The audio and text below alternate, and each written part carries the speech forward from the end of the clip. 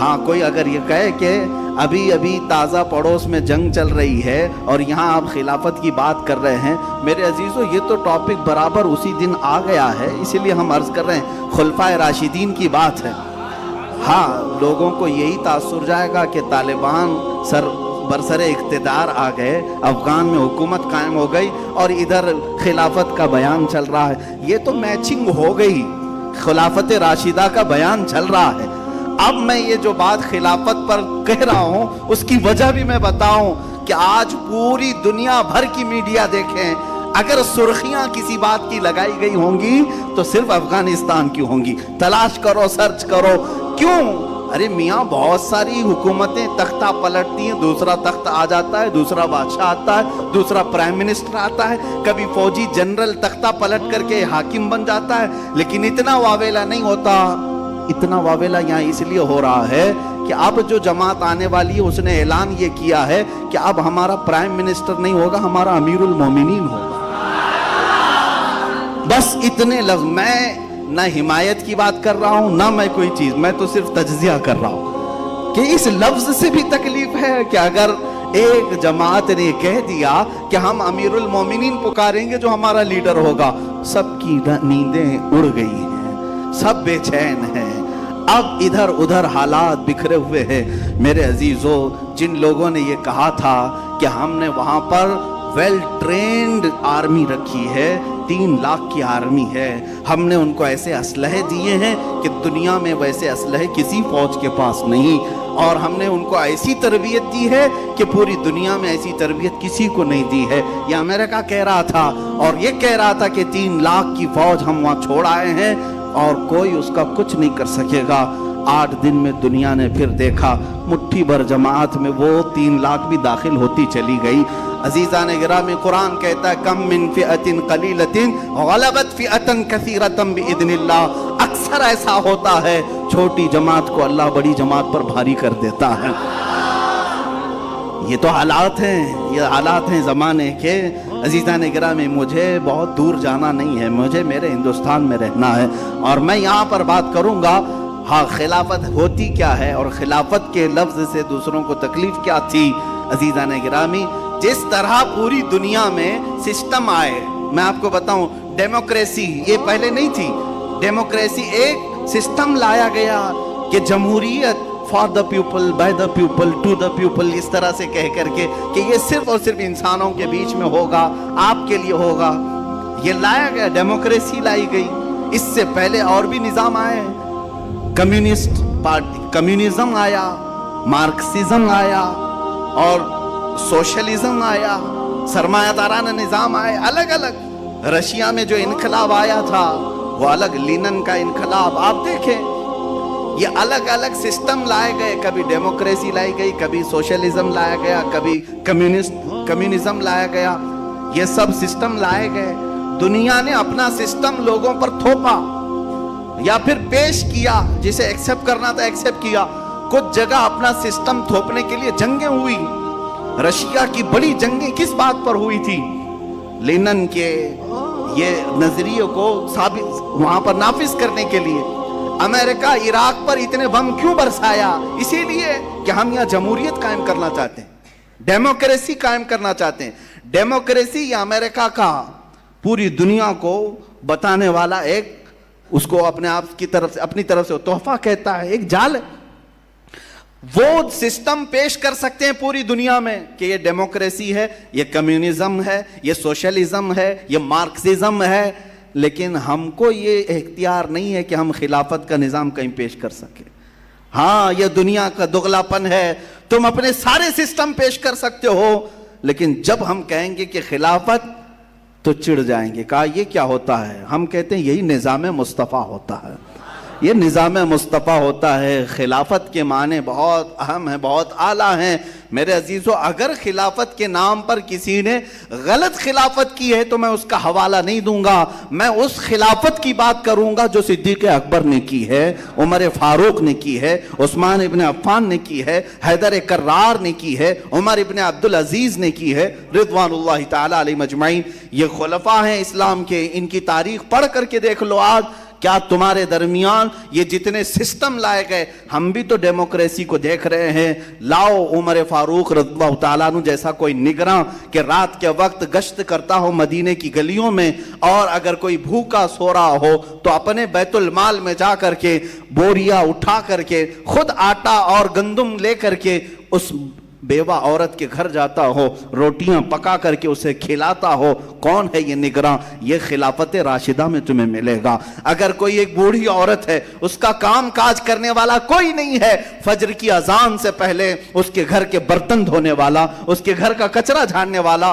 اس کے بستر کو جھاڑ کر کے پھر اس کے گھر کو صحیح سلامت رکھ کر کے باہر جانے والا کوئی اور نہیں، خلیفہ اول صدیق اکبر تمہیں ملے گا. اور اگر تمہیں اصلاحات کی دنیا میں دیکھنا ہے، اگر مدینے والے پانی کی قلت سے جوجھ رہے ہوں، اپنا مال اگر لگا کر کے لوگوں کے لیے فری پانی کوئی مہیا کراتا ہے، وہ خلافت راشدہ کا عثمان ابن عفان ہی ہوتا ہے.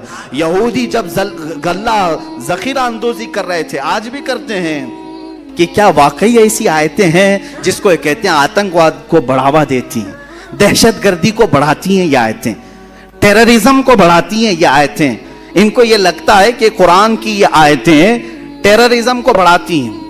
اللہ اکبر، یہ ایک بکواس ہے، ایک پروپیگنڈا ہے، یہ سب کو معلوم ہے، لیکن انہیں سیاست جو کرنی ہے اس لیے ہمیں جواب بھی دینا پڑ رہا ہے. باقی قرآن کی اس دفاع کی ضرورت بھی نہیں ہے. قرآن اپنی حقانیت سے صبح قیامت تک باقی رہے گا، باقی رہنے والا ہے، کچھ بھی کر لیں گے. میں آپ کو یہ بتاؤں، ٹیررزم بڑھتا ہے، دہشت گردی بڑھتی ہے، آتنکواد بڑھتا ہے. اس کے لیے ایک واقعہ مجھے یاد آتا ہے. یہ عراق اور شام کی جنگوں کے بیچ میں ہمارے ایک ساتھی نے بتایا تھا کہ ایک عیسائی پادری تھا، وہ اپنی 2 بیٹیوں کے ساتھ سفر پر جا رہا تھا، جن کو آتنکواد کہتے ہیں نا، آتنکوادی. وہ راستے میں گن وغیرہ لے کر کھڑے تھے، بظاہر شکل تو مسلمانوں کی تھی، مسلمان لگ رہے تھے. راستے میں روک لیا اور وہ غیر مسلم کو مار رہے تھے یا جو بھی کر رہے تھے. یہ ٹیررسٹ ہوتے کون ہیں؟ دہشت گرد ہوتے کون؟ آتنکواد ہوتے کون ہیں؟ توجہ چاہتا ہوں. اس عیسائی پادری کو انہوں نے روک لیا، چیکنگ شروع کی، چیک کیا اس کی گاڑی کو. اس کے بعد پوچھا، بتاؤ تم مسلمان ہو یا مسیح ہو، کیا ہو؟ اس نے کہا میں مسلمان ہوں. اس عیسائی پادری نے کیا کہا؟ میں مسلمان ہوں. تو سامنے جو کھڑے تھے گن وغیرہ لے کر کے کہا کہ اچھا چلو ٹھیک ہے، اگر مسلمان ہو تو قرآن پڑھ کے بتاؤ. تو یہ پادری، اس کے پاس بائبل تھی، بائبل رکھی ہوئی تھی، وہ اٹھایا اور اس میں سے پڑھنے لگا. کچھ جگہ سے پڑھا اور سامنے والوں نے کہا اچھا ٹھیک ہے جاؤ، تو مسلمان ہو، آگے جاؤ. چھوڑ دیا. اس کی بیٹیاں اس سے پوچھنے لگیں، بابا یہ کیا کیا تم نے؟ ان لوگوں کے سامنے کہا میں مسلمان ہوں اور بائبل پڑھ کے بتایا کہ قرآن پڑھ رہا ہوں.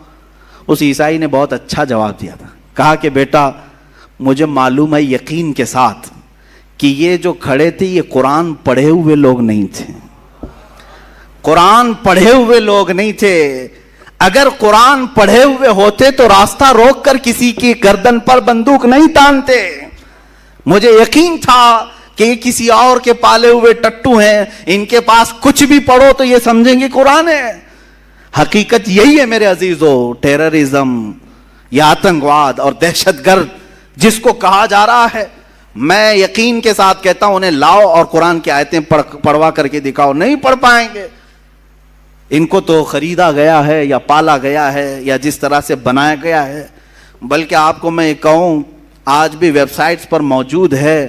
امریکہ کی ایک بہت بڑی لیڈر ہے، لیڈی ہے، اس نے خود لکھا ہے کہ القاعدہ کو ہم نے بنایا تھا، ہم نے تیار کیا تھا، وہ اپنے مقاصد کے لیے اس نے تیار کیا. یہ باضابطہ موجود ہے، یہ کوئی لفاظی نہیں ہے.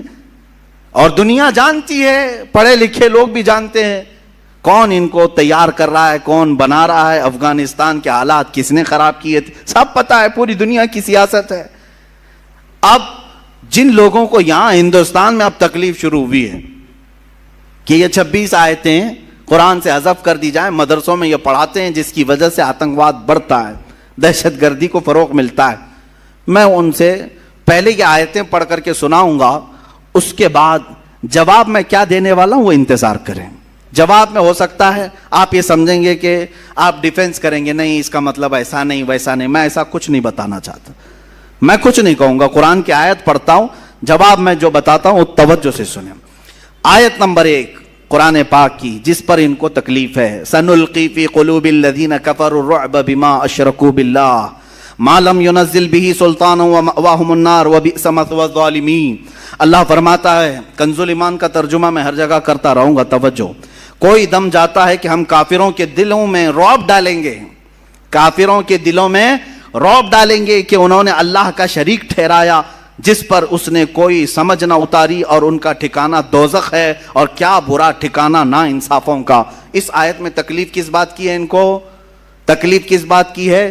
اس بات کی ہے کہ یہ اللہ تمہارا کہہ رہا ہے کافروں کے دلوں میں مسلمانوں کا رعب ڈالے گا، رعب ڈال کر کے رکھے گا، ہم سب کو ڈرائے گا تمہارا اللہ. یہ آیت نمبر 1. دوسری آیت جس سے ان کو تکلیف ہے، جو قرآن سے نکالنے کی بات کرتے ہیں، سپریم کورٹ تک بھی گئے نا یہ. ہاں، سپریم سے بھی اوپر اگر کہیں اور بھی ہے تو وہاں تک بھی جائیں. وَدُّوا لَوْ تَكْفُرُونَ كَمَا كَفَرُوا فَتَكُونُونَ سَوَاءً فَلَا تَتَّخِذُوا مِنْهُمْ أَوْلِيَاءَ حَتَّى يُهَاجِرُوا فِي سَبِيلِ اللَّهِ فَإِن تَوَلَّوْا فَخُذُوهُمْ وَاقْتُلُوهُمْ حَيْثُ وَجَدتُّمُوهُمْ وَلَا تَتَّخِذُوا مِنْهُمْ وَلِيًّا وَلَا نَصِيرًا. وہ تو یہ چاہتے ہیں کہ کہیں تم بھی کافر ہو جاؤ جیسے وہ کافر ہوئے، تو تم سب ایک سے ہو جاؤ، تو ان میں کسی کو اپنا دوست نہ بناؤ جب تک اللہ کی راہ میں گھر بار نہ چھوڑیں. پھر اگر وہ منہ پھیریں تو انہیں پکڑو اور جہاں پاؤ قتل کرو، اور ان میں کسی کو نہ دوست ٹھہراؤ نہ مددگار. کہتے ہیں دیکھو قرآن کیا سکھا رہا ہے. قرآن کہہ رہا ہے کہ کافروں کو جہاں پکڑو مارو، قتل کرو، اور ان کو دوست نہ بناؤ. یہ تکلیف ان کو دیتی آیت.